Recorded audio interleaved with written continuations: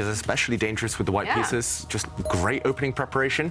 For someone so young, it's rare to achieve such a kind of dynamic, kind of bulletproof opening repertoire, but he has that. And Magnus, starting in provocative fashion, he's gone for the modern defense. And we've seen him employ this before yesterday with success. Magnus Carlsen. Pragg has clearly come prepared. White's H-pawn marching forward. Simon, you must be loving this right now. Well, the last move is a surprise, actually. I mean, I love, as you know, pushing the H-pawn. And normally, though, you prepare this move first by defending that square. And I've actually played this position as white and black. I normally played it as white in blitz games as a bit of a punt. But very interesting idea. I mean, we can maybe show the critical line here, I think, because there's only one move that really you can play, I think, and that would be knight takes pawn. Let's keep an eye as well on Magnus's reaction. He looked so devastated after this move was played. Looks so disturbed. So let's keep an eye on the players' cameras and let's jump in. It's a very interesting idea that in a chessboard course that I did along with Richard Pallister, that here you go G4. OK, wow, he's actually given up the exchange. What an absolute maniac. So that's all I'm going to say. Pragg wants to kill Magnus. He's your hero. He wants to kill the king. This is extreme chess. I mean, he's given up the exchange so early and he's going straight for the attack. I mean, it's obviously incredibly dangerous. The knight's coming in, the bishop's coming in. This is like old romantic 19th century chess, 18th century chess even.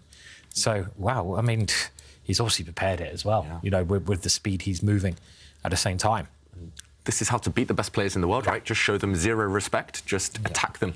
And not only has Pragg sacrificed material, as you mentioned, but he's actually, the evaluation bar loves White's position. And that's rare. The computer normally is very skeptical unless there's a forcing variation. But Magnus, caught by a surprise, just pushing a pawn forward one square. Maybe he wants to use his queen just to defend the pawn next to it. This is the target, right? This is the weakness. I'd be interested to know if this has been played before. I mean, it has been played before. The whole idea of H4, H5 is very common, isn't it, Jovanka? And who's actually played it? So, OK, so we have a game between Ganguly against Karthikeyan. And that ended in a win for White. OK, so two very strong Indian grandmasters there. Maybe that's inspired Pragg's choice. Maybe Pragg is aware of that game. And here, I mean, so many tempting moves. White can castle queenside, just putting the king to safety, tucking it away in the corner, and then bringing the rook into the game. White could also just bring a knight out, getting ready to kind of come forward and attack this weakness. It's also slightly tempting for White to, at some point, bring his bishop to attack the black queen. Maybe you wait for that queen to move before you jump in here. But, yeah, I mean, plenty of choices here. And black is going to be on the defense. It's actually quite a long-term sacrifice. Black's king is not going to find safety for at least another 5-6 moves.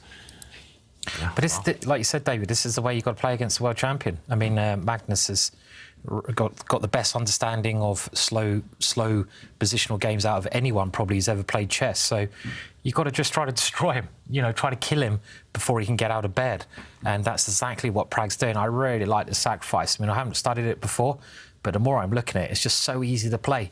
Like you say, all those moves you suggested, David, make a lot of sense. Even pushing a pawn in the centre, you know, stopping, you know, allowing a knight to come into that square, stopping a queen coming over to defend it. He's actually gone for this one straight away. And this is, you know, it's looking really scary, but you are the exchange up, of course.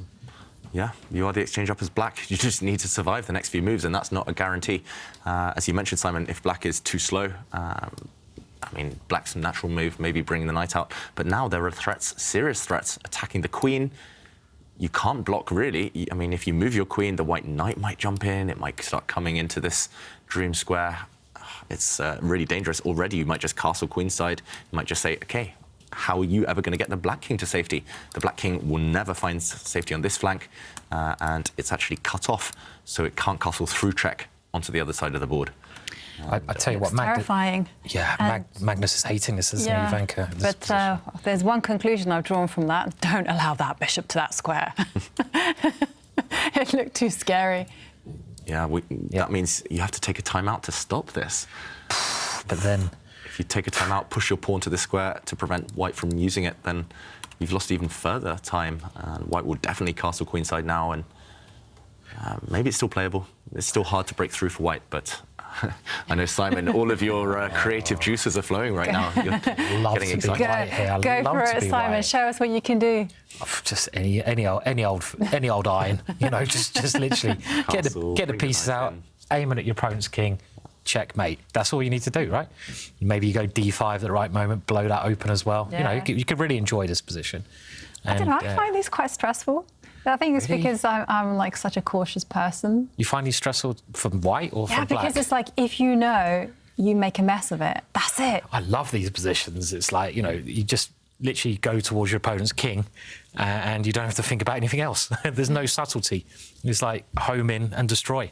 So it's strange, isn't it? Different person, you know, different ways of looking at the game is what makes it so exciting, though, as well, you know? Because I often overpress in these kind of things. So, yeah. It's different styles, I guess. And this is one style that Magnus hates playing against. I just remember when I played him, we were both 18 years old, and in the taxi after the game, he was saying, "Oh, I just hate it when they start attacking me from the beginning, when they show me no respect."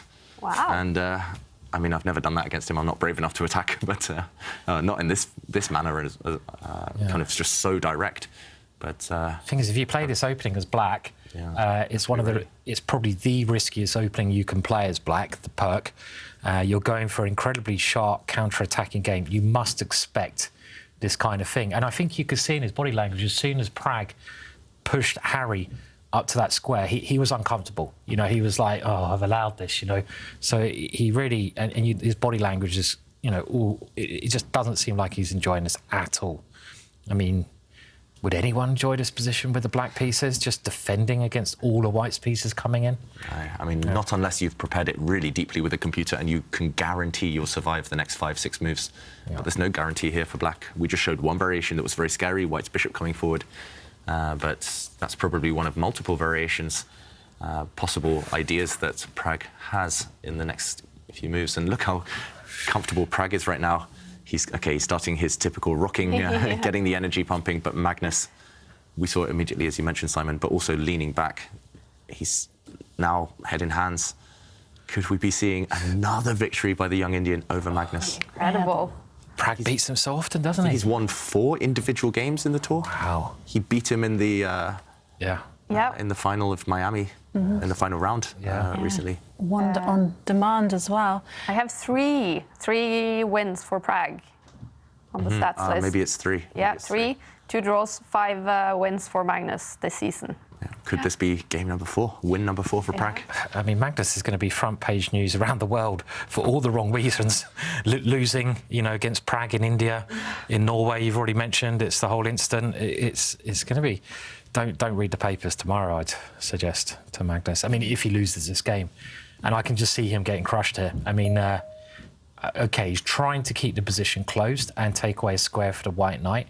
That makes a lot of sense, but it's now white's move. Can white increase the pressure here? Why he just castles? He doesn't care about being exchanged down. Look at the evaluation bar. It thinks that white is just winning. Wow. I mean, still material down, remember. White is down a rook for a knight and a pawn, but the attack must just be kind of long-term. It must just be that dangerous, ferocious. Black's king, I just don't see it getting to safety anytime soon. It doesn't look that bad. I mean, if you throw the knight towards black's king and try to castle, you know, where you're safest as black, I mean... Maybe that's the problem, Simon. You can't get your king to safety. Yeah, I guess so, because you actually can't put the knight in front of the queen. What am I talking about? That's a horrendous move to play. Maybe the worst move on the board. Whoops. Yes, you just get your queen trapped. So, oh dear. Yeah, so there's a little bit of danger here. Well, Magnus has played... You say, when you're getting attacked, don't open up your king. So what's he done? He's opened up his king. So, very risky move that as well. But he's got to, I guess he's got to take risks. Yeah, I mean, I guess he's banking on the fact that after a capture, he's solid enough. I mean, it looks shaky. Actually, here, white's knight can maybe start jumping in. Although black can just about survive. Bishop takes pawn, plugging all the holes. Looks very, very scary. Knight comes out and... Whoa. Yeah, we could go 10 moves deep there, but we won't. We'll wait to see what Pragg comes up with. But it would be very tempting, right? Just capture this pawn, open up the white rook, open up lines even further. And the reason this was working, this last variation, is because this pawn cannot really take the white knight. It is pinned. After all, yeah, if the white knight gets into this square, it's just game over. Very natural to open a position. I wonder isn't what, it? what does Magnus have planned? I mean, you're just giving a pawn back. Actually, now it's level material, and you're getting attacked. Every piece is asleep, basically. I mean, this bishop is like, come on, wake up, the rest of you. You forgot to set your alarm clock. Yeah. Maybe he's got Simon's idea in mind that now the knight can develop in front of the queen. And I Simon's looking at this. Oh, yeah. You know me too Blowing well. it open towards the black king. Oh, whoops. Oh, dear me. Arrows. That's so scary. okay. Forget that one. That's just too dangerous. But yeah, Pragg has said, yeah, I will welcome that opening, and now the bishop has developed that. That's a much better move. Yeah, but it's white to move, and it just looks like there's so many dangerous ideas here. I mean, developing can't be bad. Bring the knight around. I mean, there's many tempters. It's just very easy to play these positions when you're attacking because, again, you just look at your opponent's king, move pieces towards it. And materialistically, I mean, okay. I mean, he's only 1 point down. Let's remember now. It was. I remember David Bronstein, one of the strongest players never to become world champion. He was doing a lecture I was at, and he basically said he loved the King's Gambit, going back to the Romantic days. And he said that, you know, giving up the exchange at the start of the game is a great idea because minor pieces, knights and bishops, are better than rooks at the start of the game. It's only in the ending or late middle game where the rooks become more powerful than knights and bishops. And he made this point time and time again in some brilliant games in the King's Gambit that, you know, minor pieces are better than rooks. Look at the rooks. The rooks are not going to get in the game. And white's knights can. So you've got to survive that danger here for black somehow. Yeah, Magnus, I think at this point, he's just, with his last couple of moves, he's just hoping. He's playing moves that he thinks kind of help long-term, but he's just hoping there's nothing short-term to crash through for Pragg. And for Pragg, I guess the biggest pitfall is that he gets carried away calculating kind of ideas, trying to force the win immediately, when he should, I think, as you mentioned, Simon, just keep things simple, develop pieces. White does have a couple of pieces that haven't moved either, so bring those into the battle. Yeah, I mean, I was thinking of like stupid moves. As you can easily get carried away here, but don't take the pawn with the rook, Simon. Just calm down. And OK, he's played a more positional approach, right? I mean, It blocked in the bishop. he's blocked in the bishop, but he's keeping his strong pawn in the centre. I don't know. I mean, I'm not sure I like that so much because it takes a bit of time, but it still looks very good according to the computer. Yeah. Maybe, you know, the key is actually just to keep the black king stuck in the middle because, you know, living by Magnus's rules, the queen is threatening to come to step in front of the square in front of the king, and then the king will just hide away to safety. Yeah, or maybe you just try to blow the position open with f5. I mean, pushing that pawn, you've moved again. Yeah. The knight can also develop. I mean, there's... Oh, that looks... I mean, it's... Oh, this looks horrible. It's very... I mean, you know, why not try checkmate? It's quite fun. giving it a go. Quite fun. I guess it could backfire. Could backfire here, I Maybe agree. this pawn will drop, I'm not sure. Yeah. Yeah, he chooses...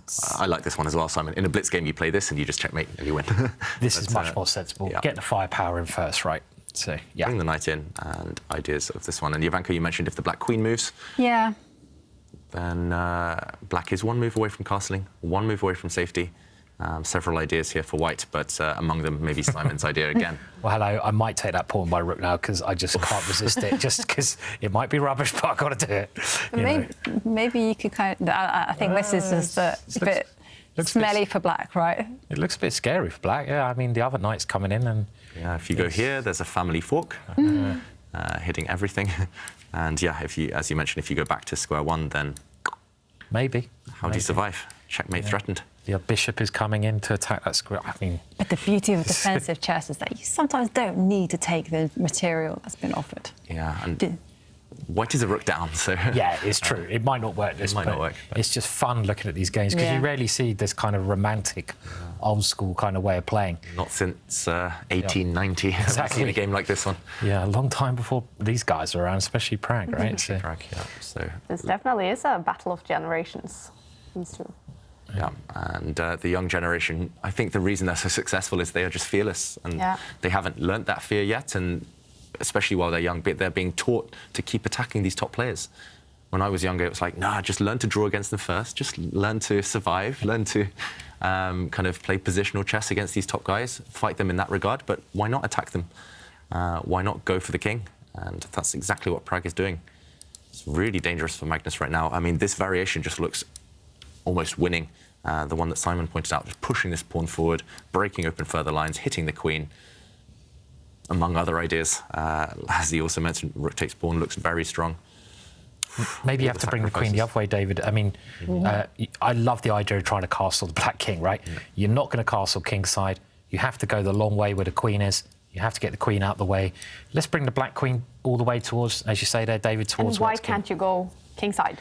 It's too open there. You need your pawns in front of your king. They're like your bodyguards, and there's a target. You always look for a square that you can attack in your opponent's camp, and there's a way here that white can easily bring a bishop in, threatening checkmate in one move there, because black doesn't have a pawn in front of the king. So that's why going the other way, it's a bit more blocked over there, and you want to put your king on the side where your opponent can't get through to it with his pieces. It doesn't look more blocked to me, but... There's no bishop, so you can get through on that side. So it's about the enemy pieces, right? So where's white's kind of attacking potential? It's the queen, it's the knight, it's a few other pieces. At least if you castle on the other side, the queen is far away. The white queen is going to be the one doing the checkmating. So just run away as far as possible from her. She's the one chasing you. You might as well get a head start in the race. OK, so that's a rule for everyone. If you do castle after move 12, which you said is the ground rule, try to castle before move 12. But if it's after and the queen is in the game, try to look out for her and castle the other way. Yeah, just don't castle into the eye of the storm. Don't castle into the fire. Yeah, here Magnus's move is almost automatic, and Pragg will try and find a way to make that less attractive. OK. Yeah. It's quite funny. One of the things that I tell myself, or actually I tell my students who are very, very young, and I say, talk to your pieces, as in actually have a conversation with them. So if the king did go into the eye of the storm, and the king was like, hey, I need help, which one of the pieces is going to help? And if you actually talk to your pieces, the knights would go like, oh, no. Don't ask me. Yeah. Bishop, the dark square bishop, nope, you forget it. I ain't involved yet. And I give them all like little voice. OK, this is why maybe I'm suited to teaching like 5-year-olds. But yeah, we have a lot of fun. Have they ever done that in a tournament? They've sort of said, yeah, hello, right, where are you going now? And just like Ivanchuk was, speaking throughout the games yesterday. Yeah, it's true. I just think that in the analysis portion, when you're by yourself or you're teaching someone, you should make it as fun as possible.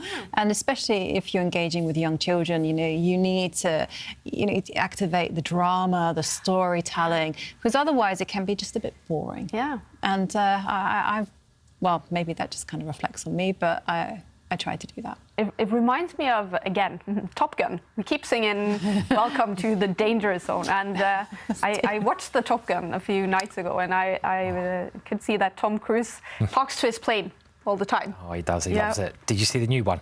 Did see the new one. Oh, I liked it. It was good. I saw it in the cinema last time I was over here, actually. So in Norway, very good film. I thought. I liked it as well. Very good. Yeah.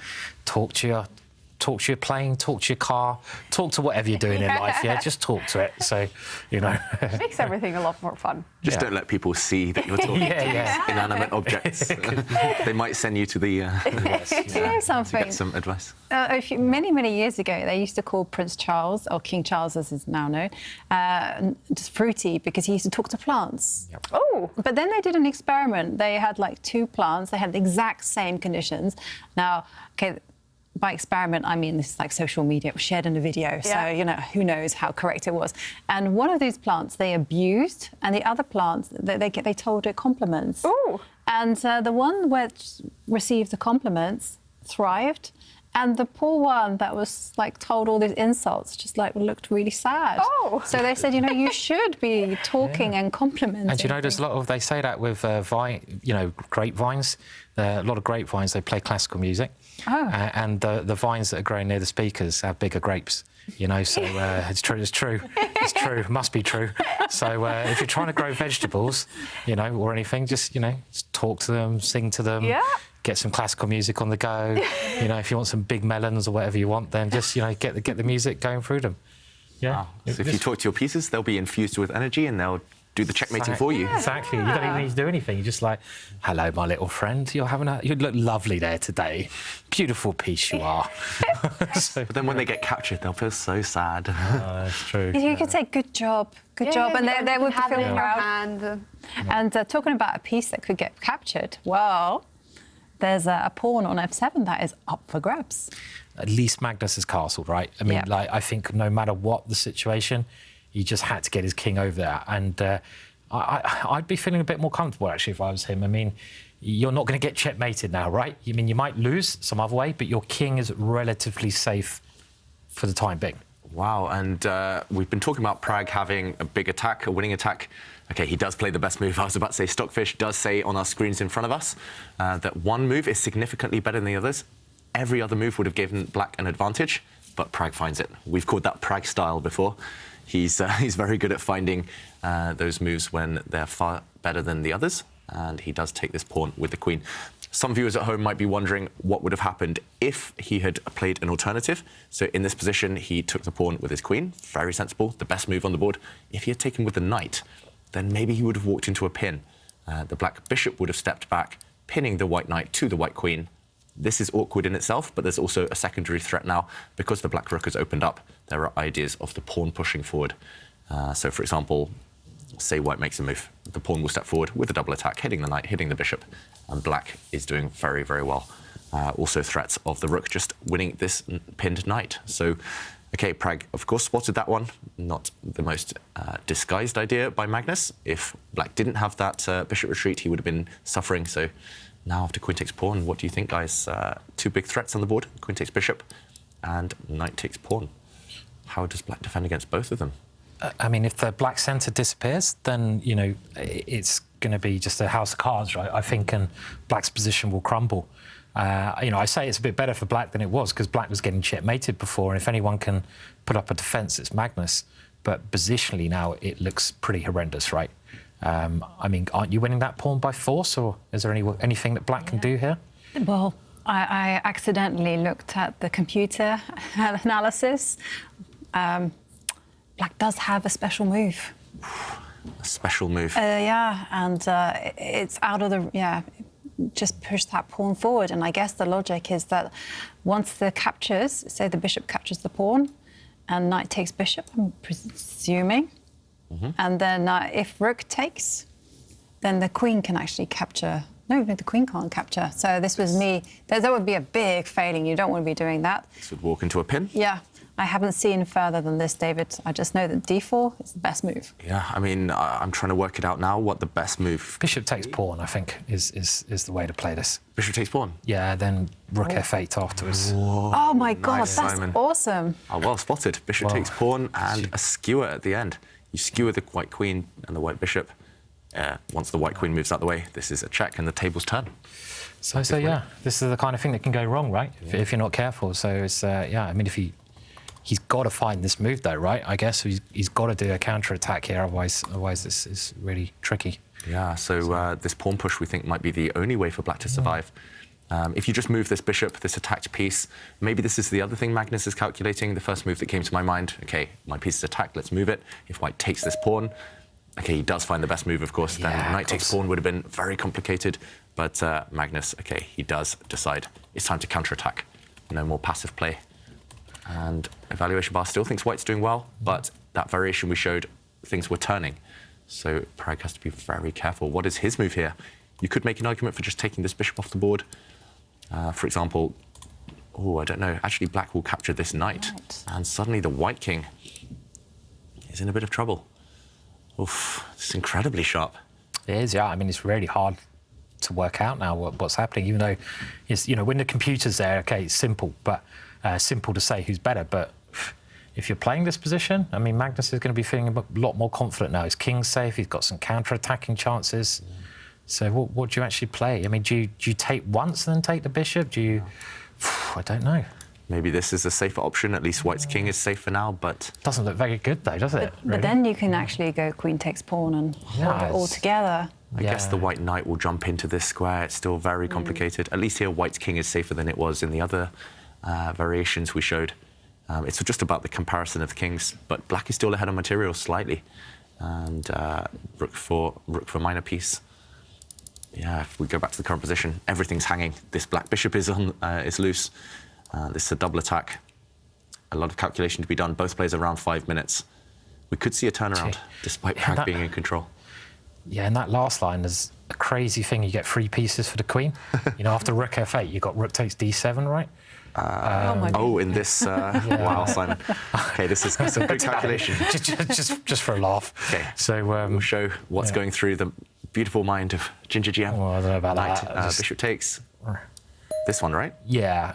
Yeah, and we saw this position earlier. We might be headed in that direction potentially.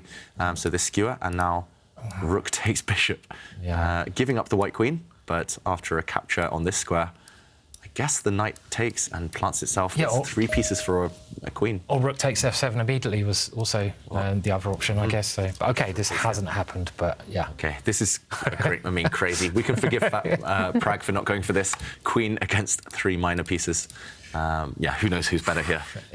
Computer would probably laugh at us, but Pragg deciding to go for the safer option. He often laughs at me, that's the problem. So far too often. So, yeah, I think that's a cool variation, though. Yeah, I think the dark squares are too weak in that one, and he's gone for this queen takes bishop, but we didn't think that Magnus was in serious trouble now, did we?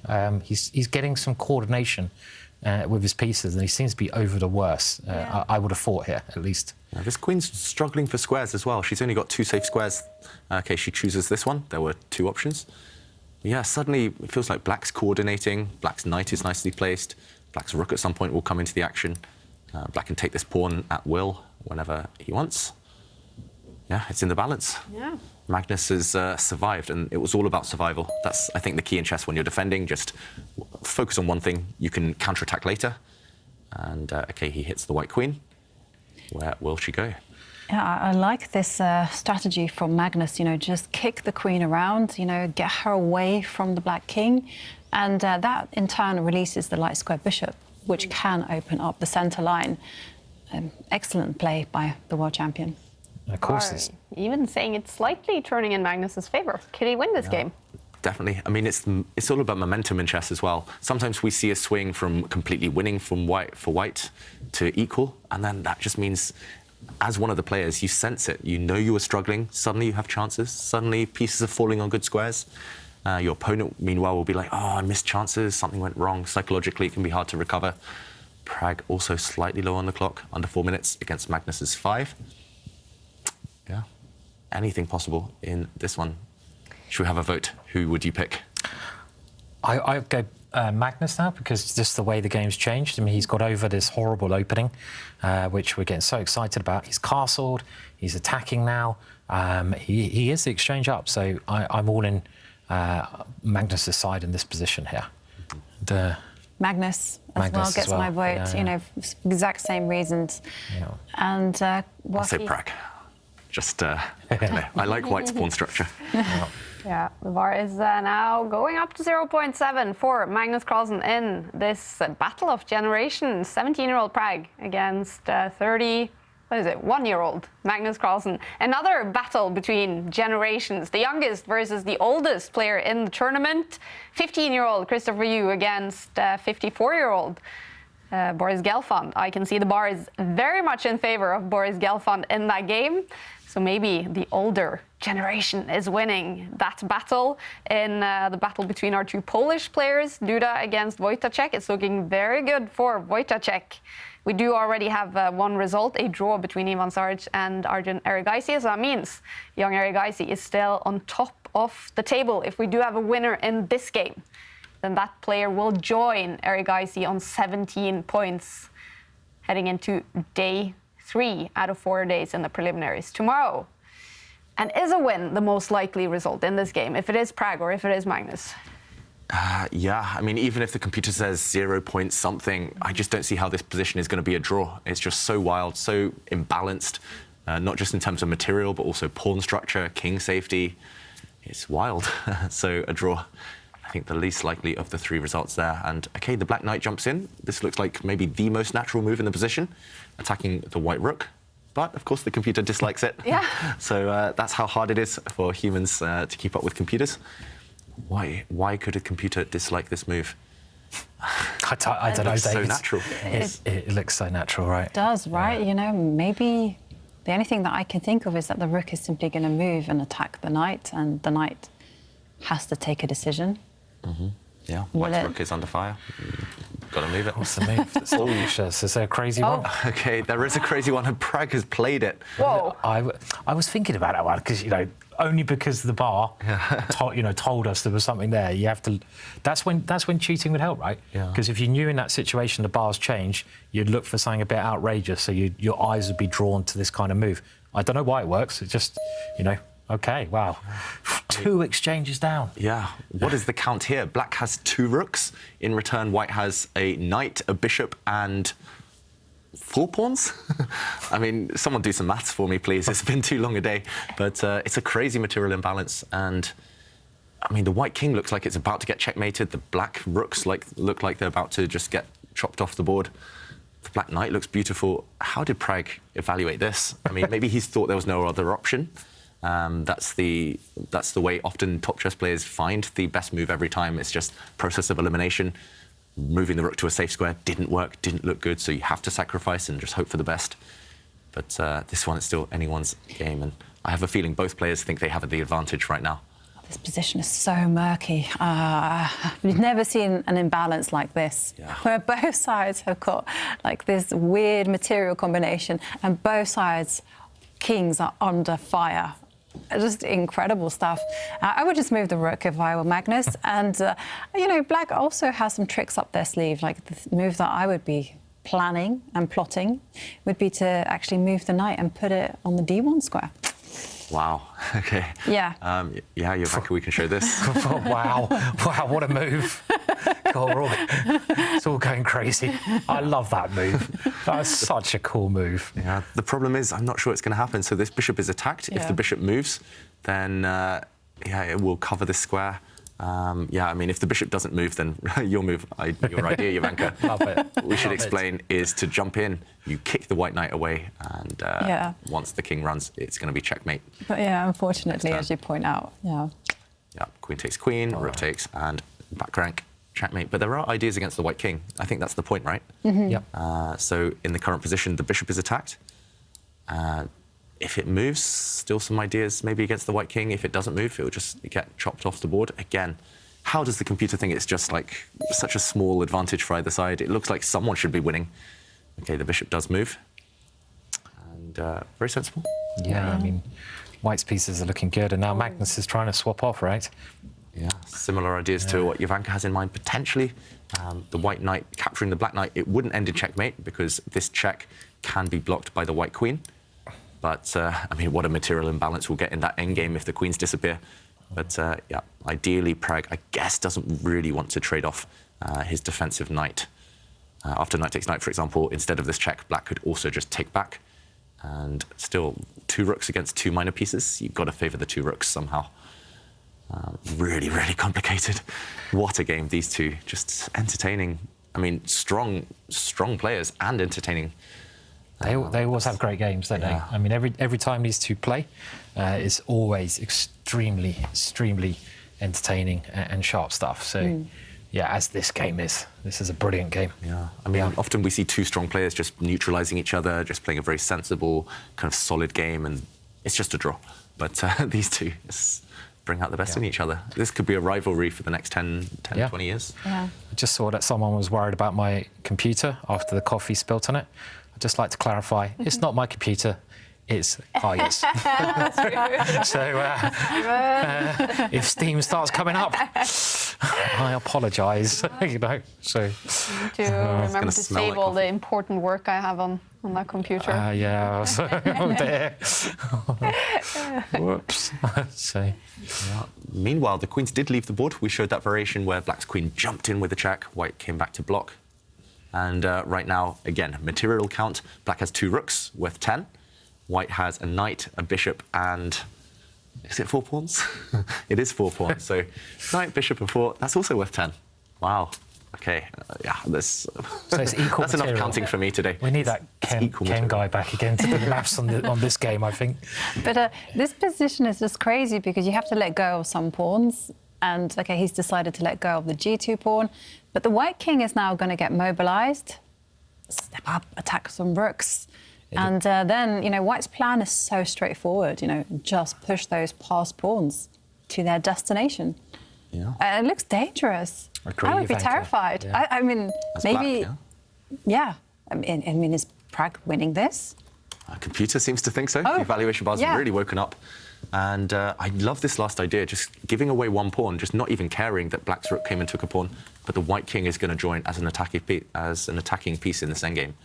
It's similar to what Magnus showed against Aronian. Active kings, they're just an extra piece. And, OK, the black rook moves.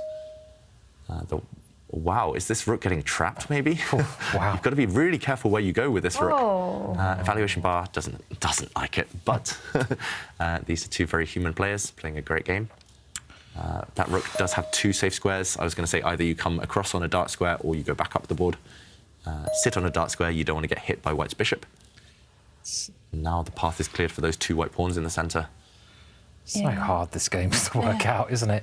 I mean, so hard. I mean, it's the kind of game where it's probably easier if you turn off the computer evaluation because it changes so much, because it's so dynamic and either side can win this, even though it says Pragg is well in charge. I mean, I guess his pawns are just very scary here. Simply, those pawns are going to roll. And the knight and bishop work very well together. The rooks are disconnected at the same time. Also, I'm just mentioning Ivanka doesn't seem to be having a great day today.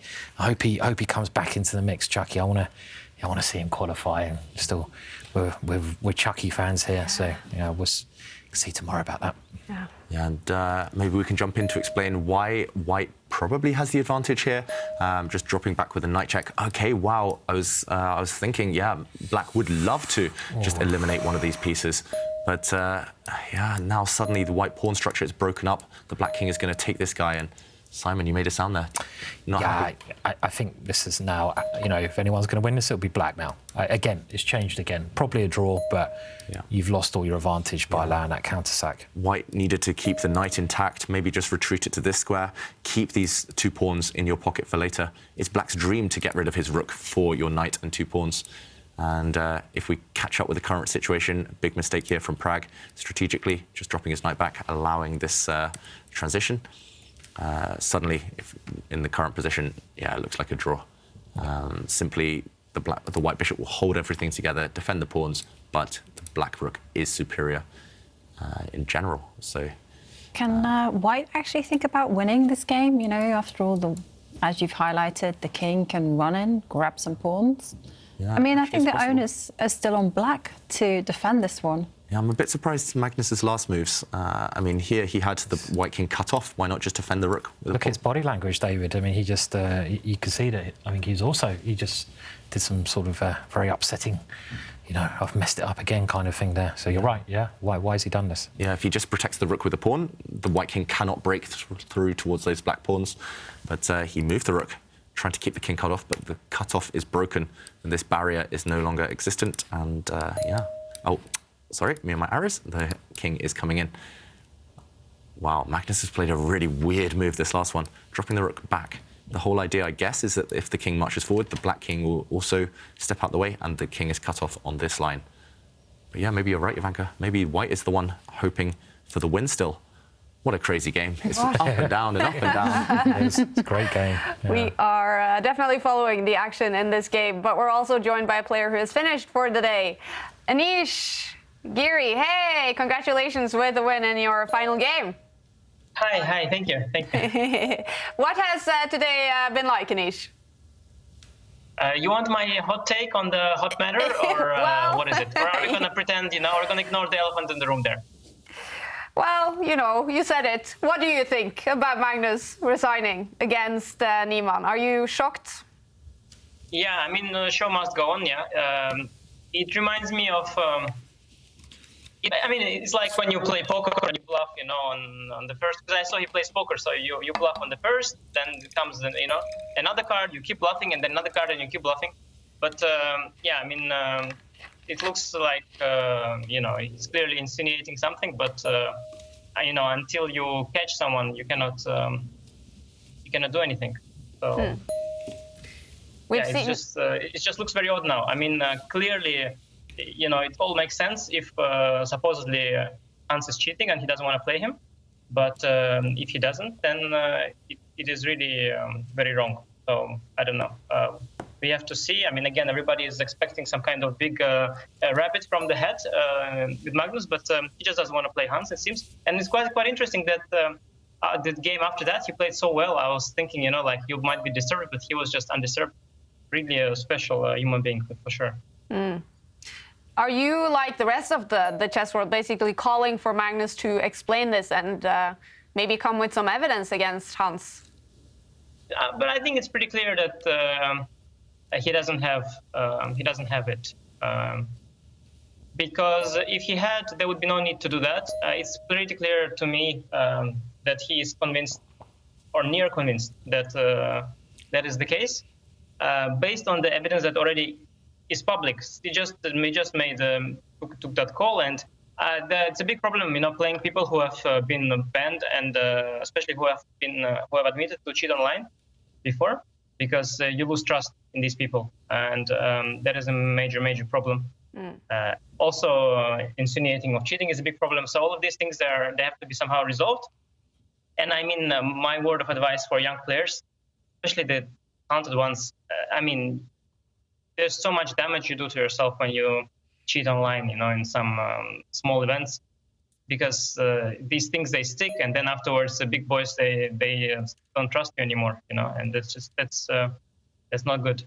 So yeah, I mean, definitely, you know, with this drama, like every time you need some new information to keep the drama going, but today, you know, with this thing, it'll definitely keep spiraling for a while. Just crazy stuff going on. And it's not clear how it will end, because as we see, like, I don't think Magnus has anything more than what's there. I mean, there is the repeated cheating online. There is the slightly weird character that Hans is portraying. But, you know, I mean, yeah, just the fact that all of that doesn't mean that he cheats all the time, or doesn't mean that he cheats over the board. Or it's just very, very confusing. So yeah, not much to add, really. Well, and you play Hans Niemann tomorrow in round 10, Anish. Are you uncomfortable playing him? Let me be very frank, because I knew about all this. Everybody knew about all this stuff about online cheating, and we know about online cheating by multiple other players as well. Okay. It'll be because these things, they just leak, and I mean, these are not the top players, but young players who have been banned on various websites. So I always thought there is possibility that Hans is cheating, but looking at my own games, I have conviction that he never did that against me, because he usually plays very badly. But either way, there are swing levels, level swings in his play, and that might very well do with the fact that he's very young. There are also many level swings with everyone, but in particular with the young players, because they know some positions better, they know some position less, they looked at some lines, they didn't look at some others, they studied some Catalan lines, you know, didn't look some, I don't know, anti-Berlins. So yeah, I'm eager to play Hans. I've done very well against him before. He plays very poorly against me, so I'm not concerned. But of course, he seems to be improving. His rating is rising, whatever the reason is, whether he's just legit very strong, or what Magnus is trying to insinuate. But either way, it is, of course, an exciting game, but can be dangerous as well. So I'm looking forward. I mean, whenever I play, I always push these thoughts away. And I heard that Magnus said the same in some interview, but I don't know what happened to him. Like, whenever you play, you have to just assume that the opponents don't cheat. It's like one of these, it's one of the psychological issues that players chess players struggle. And normally you don't withdraw, you just, I mean, if you can't deal with them, you go to therapist. And you deal with those, because, yeah, there are always issues. And I mean, I've heard from my colleagues, many people insinuating not telling directly, suspecting other colleagues of cheating. It's always a thing. And I guess in other sports, they have that with doping or whatever, but you just have to push these thoughts away, because it's just very disturbing. You cannot play. When you think your opponent is cheating, you just cannot play. You cannot play an engine. You think you will lose for sure. You must push these thoughts away, and that's what I'm trying to do. And I think it's important that everybody tries to do that. Yeah. Very interesting hearing your thoughts on this issue, Anish. We wish you best of luck tomorrow as well in your fight to qualify for the knockouts. Thanks for joining us. Thank you. I'll do my best. Thank you. Very valid point from Anish Giri there. If you do suspect of cheating and you can't get that out of your head, that must be almost impossible to play. And maybe that is what's going on with Magnus resigning against Hans Niemann. This one, is it now going to be a draw? Yes.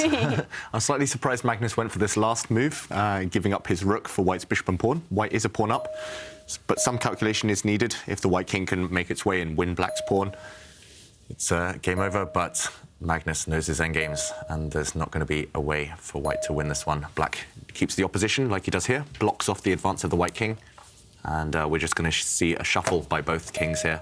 No way through. This is endgame 101. King of pawn endgame is so tricky, but if you know your stuff, you can save a lot of points. Yeah, this one, it's so unfair, chess. You see the most exciting game, roller coaster game. They always seem to end in draws, however. And king versus king. Did you see that? Magnus just clapped, applauded Pragg, and we have a draw. Wow, that is so interesting. Magnus Carlsen and Praggnanandhaa, they keep having the best fights in the Meltwater Champions Chess Tour.